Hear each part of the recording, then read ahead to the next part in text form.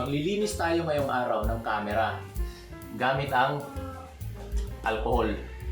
So ang gagawin natin dito, minor cleanup lang. So ang kailangan natin, blower, brush, pamunas, at siyempre hindi mawawala yung mga takip ng lens natin at ng body. Una, alisin natin yung mga lens. Silagay ang takip. Tapos dito, blower lang. After that, takpan muna natin. Tanggalin natin kung may mga natitirang dust dito sa camera natin. And then,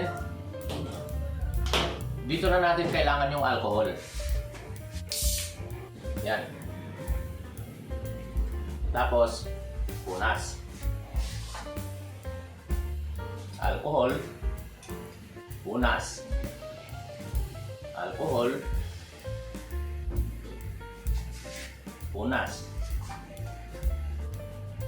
Alcohol, punas.